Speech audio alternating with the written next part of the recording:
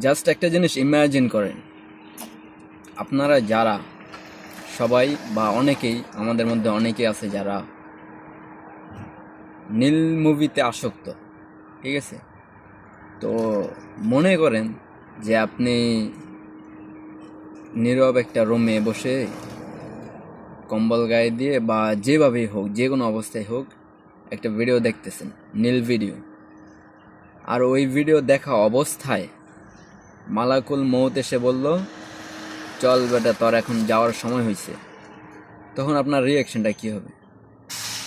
এক তো আপনি সেই ভিডিও দেখে নাবাক অবস্থায় আছেন, এই অবস্থায় তো আপনাকে মনে করেন আজরাইলও আপনার উপরে দয়া খাবে না।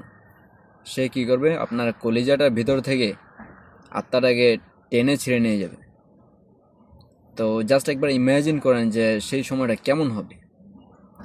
আর আপনি যখন মারা যাবেন, তখন আপনার যে ফোনটা যার মধ্যে আপনি এসব ভিডিও দেখতেছিলেন, সেই অবস্থায় একটা ফোন আপনার ঘরের লোক পাইল, হ্যাঁ, তখন তারা কি মনে করবে? মানে নিজের কাছে একবার চিন্তা করেন খালি, যে শুধু মৃত্যু তো হচ্ছে, নাপাক অবস্থায় যাবেন, তো আল্লাহ কোথায় নিয়ে ফেলবে এটা তো জানিনি। আর বাড়ির লোকরাও কি বলবে? ভাই গোপনে যাই করেন, বাস একটু মনে রাখবেন যে ভাই দেখার লোক আসছে ভাই। হ্যাঁ, আপনার যে কোনো গোপন জিনিস আপনার কাছে গোপন থাকতে পারে, মানুষের কাছ থেকে গোপন রাখতে পারবেন, কিন্তু ওই উপর আল্লাহ যে আছে, ওনার কাছ থেকে কোনো কিছু গোপন রাখা সম্ভব না। তো ভাই সময় থাকতে, ঠিক আছে, সময় থাকতে যারা এসব কাজে আসক্ত, হ্যাঁ, আল্লাহর রহমত করুক আপনাদের উপর।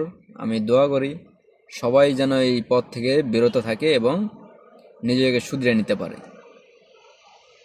মানে ভাই একবার চিন্তা করতে আমার শরীরটা কাঁপে ওঠে, যে ধরেন এই অবস্থায় যদি আপনার ফ্যামিলির লোক আপনাকে পায়, তাদের মনে কি একটা আসবে। আর আপনি যখন মারা যাবেন, আর হঠাৎ করে যদি আজরাইল চলে আসে, তখন আপনার অবস্থাটা কি হবে? তখন ভাই হায় হতাশ করে লাভ হবে না, কারণ আজরাইল একবার আসলে খালি হাতে ফেরত যাবে না, সে নিয়েই যাবে আপনাকে। সময় থাকতে শুধরে ফেলেন নিজেকে, আল্লাহর পথে ফিরে আসেন, ঠিক আছে?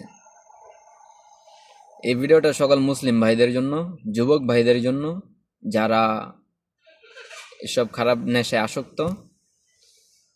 তো আপনারা প্লিজ যারা এই ভিডিওটা দেখতেছেন সবাই শেয়ার করে দিবেন। আসসালামু আলাইকুম।